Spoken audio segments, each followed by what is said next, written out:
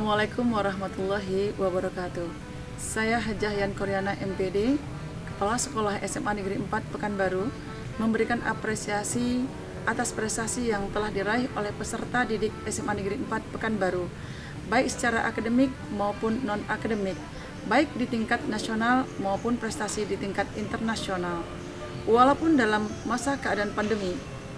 Di samping itu, saya juga memberikan apresiasi yang setinggi-tingginya kepada tim media dan school media secara perdana telah menampilkan kegiatan talk show. Semoga kegiatan ini terus berlangsung. Jikalau kita hendak berbudi, mulut manis, tangan memberi. Walaupun masih dalam keadaan pandemi, tetap semangat mengejar prestasi. Assalamualaikum warahmatullahi wabarakatuh.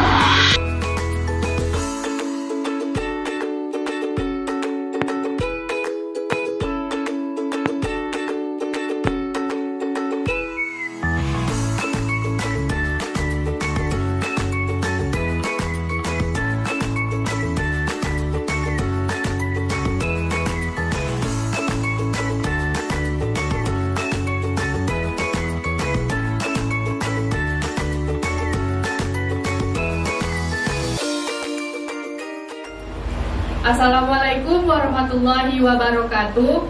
Selamat siang, hai Sobat Genzat. Saya Dinda Putri Nabila. Dan saya Rania Atika Maharani. Kami berdua akan menemani kalian di seksi Talk with Ford dalam acara implementasi siswa-siswi Pekanbaru dalam masa PJJ. Nah, kalian tahu nggak sih, di masa PJJ ini banyak sekali loh siswa-siswi sama Pekanbaru yang meraih prestasi. Tapi sebelum kita ke poin nih, siapa sih tamu-tamu kita hari ini? Kita saksikan dulu nih penampilan dari band SMA Pekanbaru yang gak kalah keren juga.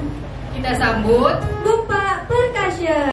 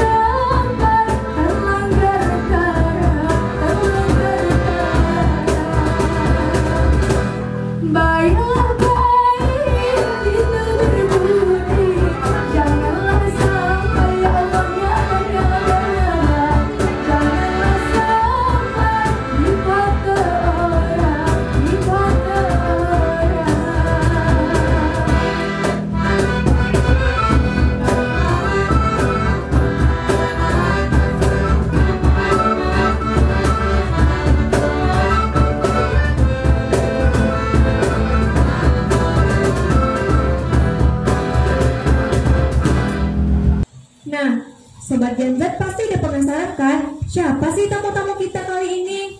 Nah, pastinya tamu kita ini keren banget dong. Kita sambut Rizny Ramadhani dan Salsabila Kusumawardhani.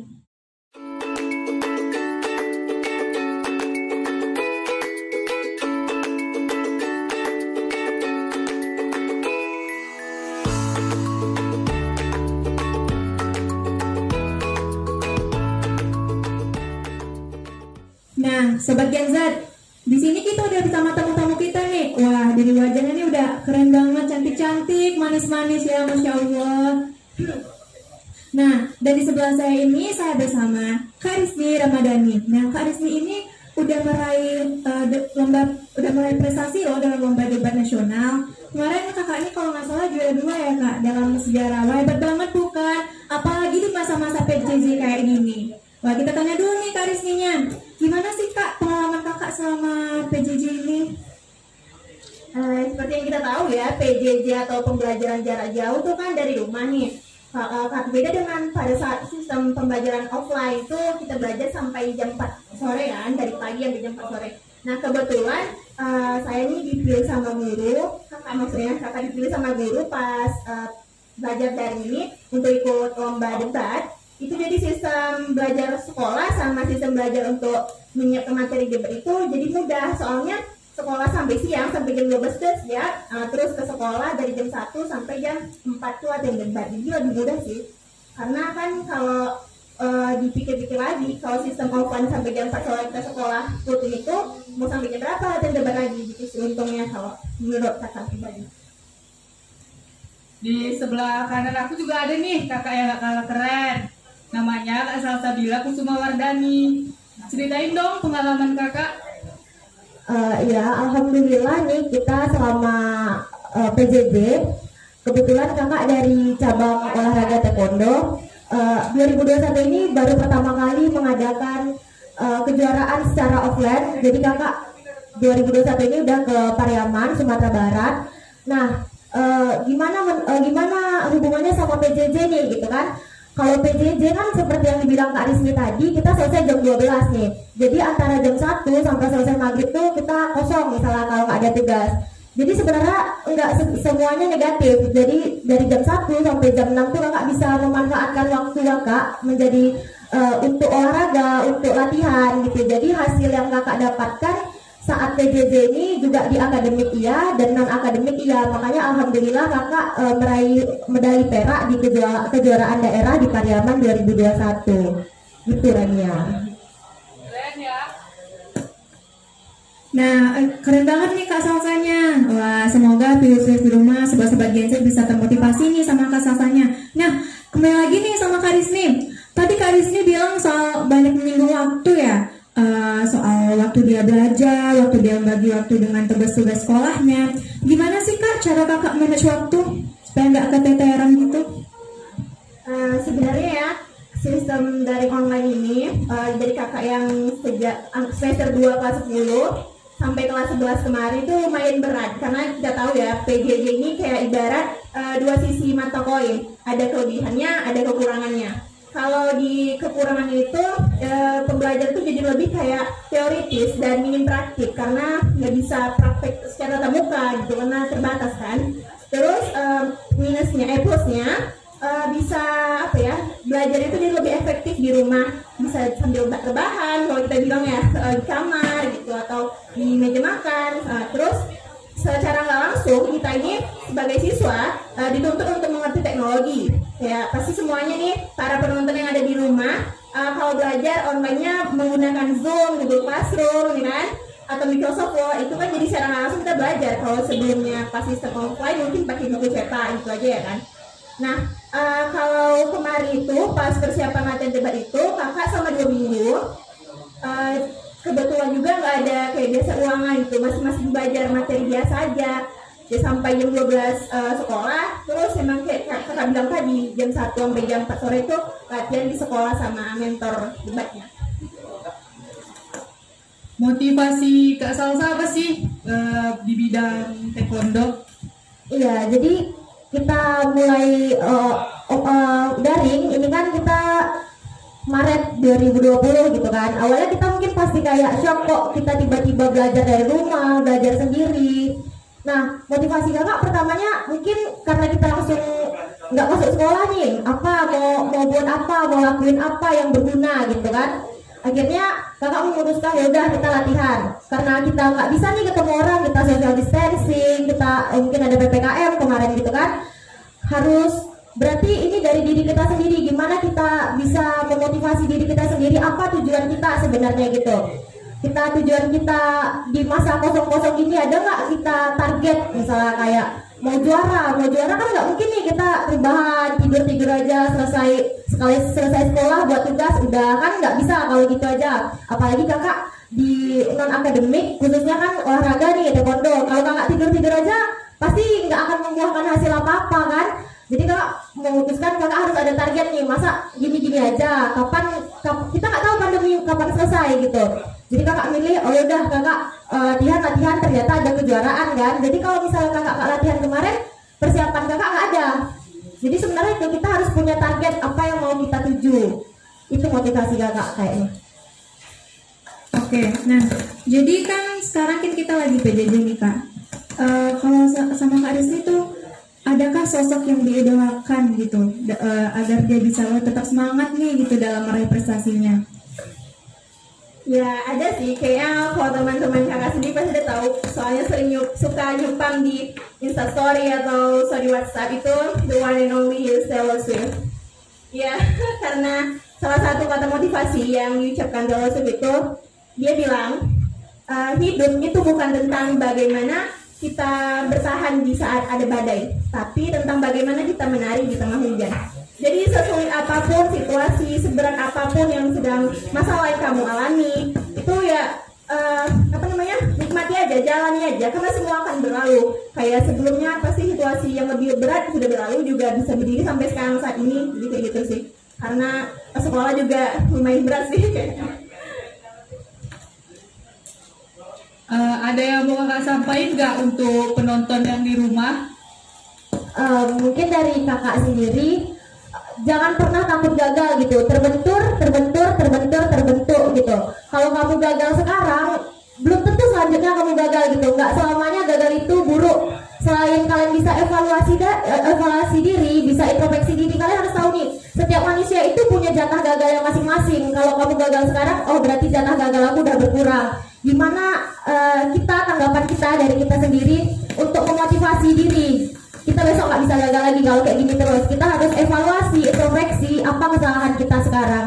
Jadi jangan pernah takut gagal, jangan pernah takut mencoba hal baru. Apalagi sekarang kan kita PJJ, kita punya lebih banyak waktu nih untuk mengembangkan bakat, minat kita, untuk lebih mengasah diri kita sendiri. Jadi nggak selamanya PJJ ini konotasinya negatif. Belajar mandiri, kita bisa mengembangkan bakat, minat, hal-hal yang baru lah pokoknya. Jadi jangan takut untuk belajar gitu. Nah, kalau Kak Rizky sendiri nih, ada nggak pesan-pesan dan motivasi buat sobat-sobat Genset di rumah supaya termotivasi juga agar berprestasi seperti Kak Rizky dan Kak Salsa? Motivasi, mungkin pesan aja ya buat penonton yang lagi di rumah atau sedang dimanapun. Kakak mau ngasih tahu kalau misalnya sekolah ini kan biasa ada nunjuk kalau murid yang mana yang bisa dipilih untuk olimpiade atau lomba-lomba, itu kan biasa tunjuk guru ya. Nah, kalau kamu belum ditunjuk, itu kakak punya tipsnya yang ada 3 nih. Yang pertama, kalian bisa belajar dengan rajin. Tunjukkan kalau kalian tuh lagi aktif di pelajaran itu. Jangan diam-diam aja, nggak ada respon atau guru nanya. Itu kan harus punya semangat sendiri untuk pelajaran yang kalian minati. Misalnya kalian suka di pelajaran biologi, tunjukkanlah minat kalian tuh benar-benar bisa lah, ibu dipercaya saya belajar biologi ini saya bisa untuk ikut olimpiade biologi. Nah, terus tanya-tanya juga sama teman atau guru-gurunya, Bu, ada nggak olimpiade ini, kapan diselenggarakan, boleh nggak saya ikut, gitu. Terus kalau acara kedua, kalian juga bisa searching di Instagram ya, platform gitu, cari informasi mana lomba-lomba, walaupun itu nggak ditanggung sekolah, nanti biayanya nggak apa-apa lah ya, kan juga untuk kita nanti kalau misalnya hasilnya menang.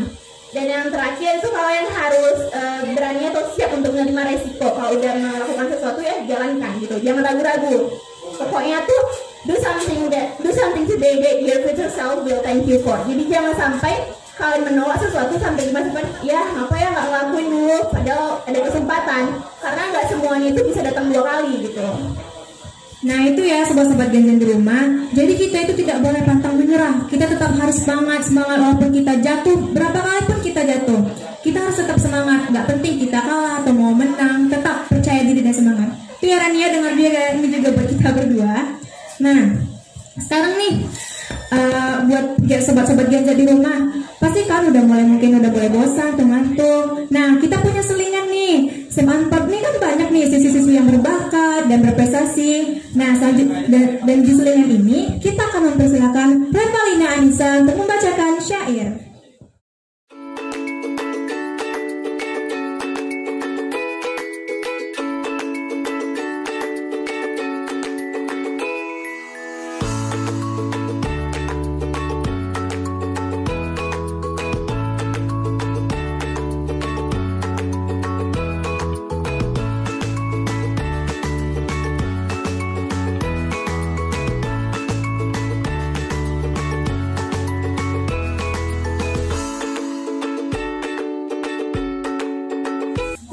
Kepada suatu hari sakit saudara laki istri adalah kiranya 7 hari tidak bergerak kanan dan kiri. Dengarkan Tuhan suatu riwayat raja di desa negeri Kambayan, di karang fakir dijadikan hikayat supaya jadi tamsil ibarat. Malam hening nan juga gelap, kabar berita sudah terungkap. Kita semua dipinta menetap demi harap hidup tak tertangkap.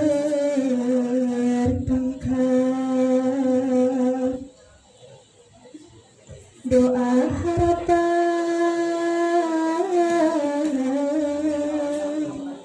tak pernah senyap, berharap hikmah selalu hinggap bersama saudara kembali mendekat, kumpul keluarga menjadi pelengkap. Nah, Sobat Gen Z, kembali lagi nih sama kami. Kali ini tamunya gak kalah keren loh. Mari kita sambut Joshua Rodo Wilton dan Sabila Ismi Putri.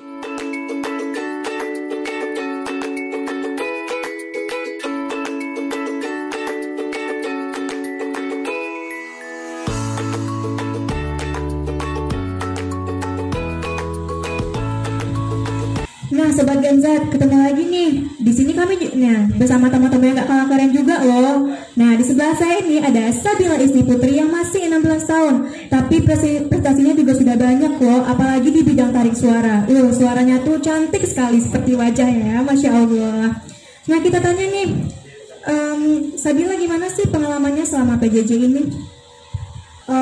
Pengalaman pada masa PJJ menurut saya kurang memuaskan karena kegiatan yang saya ikuti sendiri saya juga kurang bisa mengekspresikan prestasi saya secara semaksimal mungkin. Jadi pada masa pandemi ini kan semua kegiatan di luar itu dibatasi ya, karena ada PPKM, sebelumnya juga ada PSBB, dan saya juga membatasi diri saya untuk tidak banyak melakukan kegiatan di luar sana. Dan saya berharap semoga masa pandemi ini cepat berakhir dan kita bisa seperti dahulu kembali. Nah, dengan Bang Joshua nih, coba dong kenalin dirinya biar viewers di rumah tahu. Oke, perkenalkan nama saya Joshua Rodoyo Sajian. Saya dari kelas 12 IPS 1, umur 17 tahun 5 bulan. Nah, selanjutnya nih, kalau Sabila, gimana sih caranya supaya berprestasi di masa pandemi kayak gini? Kan susah tuh ya latihan-latihan tarik suara. Kalau Sabila gimana sih caranya? Kalau saya sendiri sih yang paling penting itu berusaha dan belajar terus-menerus dengan bakat apa yang kamu punya. Jadi jangan pernah takut dengan kekalahan juga. Jadi intinya tuh kita harus belajar, mencari hal-hal yang baru dalam yang kita sukai ini. Nah, kalau untuk target nih, tadi kan Sabila tuh kan emang udah terkenal gitu ya di SMA 4 nih, apalagi mungkin se-Indonesia mungkin kali ya. Sabila ada target nggak gitu mau masuk Indonesian Idol atau Voice Kids atau Voice apa gitu? Kalau target sih ada, saya pengen ikut Indonesia Idol, tapi karena tahun kemarin juga ada kendala karena Corona, COVID, jadi nggak bisa ikut, dan saya juga umur saya belum cukup kemarin. Jadi insya Allah tahun besok saya insya Allah akan mendaftar Indonesia Idol. Doakan ya teman-teman, semoga saya lulus Indonesia Idol ya. Sobat-sobat Genza di rumah jangan lupa ya. Dengan Bang Joshua nih, ceritain dong pengalamannya sampai bisa meraih prestasi. Pengalaman selama mendapatkan prestasi itu pertama kali saya dari informasi guru SMA Negeri 4. Jadi ini guru ini ngasih informasi kayak ikuti deh kompetisi ini. Jadi saya karena masa penasaran untuk mencoba, jadi saya coba. Baru yang keduanya itu saya mencoba di Undri, baru coba di online, dan ketiganya online juga, dan keempatnya itu ada besar-besaran kompetisi. Jadi itu saya dapat dari sendiri, dapat info dari adminnya waktu kemarin dari semua yang saya ikutin. Terus itu kompetisi besar saya ikutin. Itu sebenarnya kayak nggak yakin waktu pas hasil dari kompetisi itu.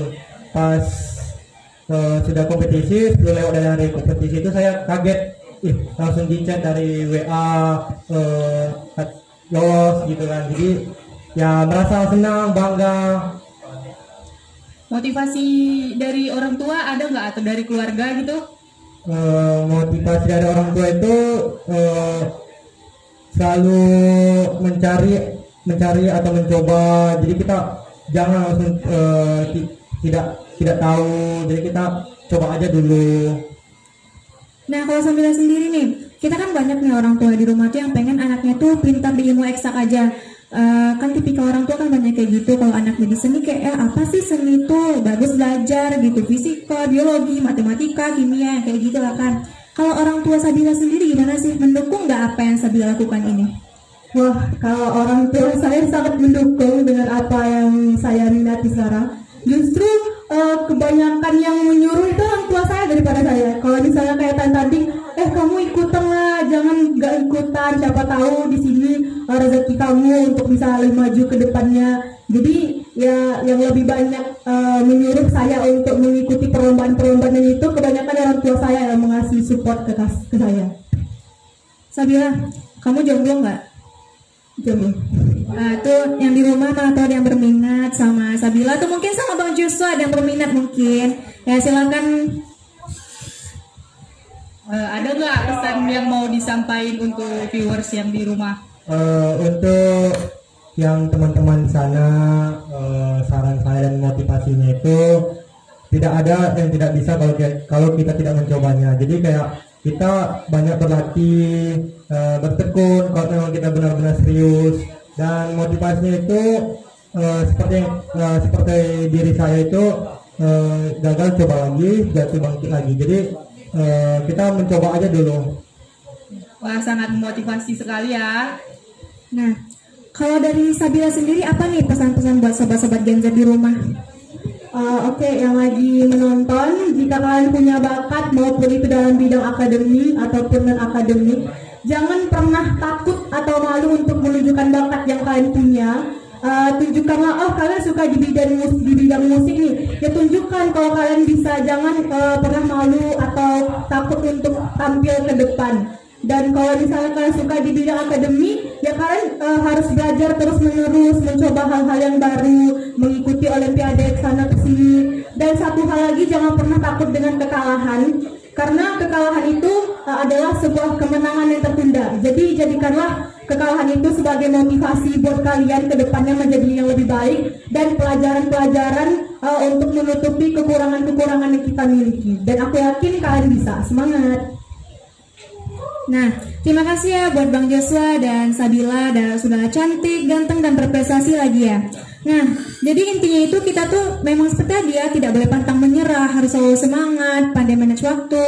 Ya walaupun kita ngerasa, aduh aku nggak bisa nih, harus coba dulu, karena kan kita tidak tahu hasil akhirnya gimana. Mana tahu di situ kan bakat dan passion kita. Jadi tadi kan kita sudah tahu nih kalau Sabila nih suaranya bagus sekali, itu bagus banget malahan. Nah coba dong di penutupan ini kita minta Sabila untuk bernyanyi yang diiringi oleh Bumpa Percussion.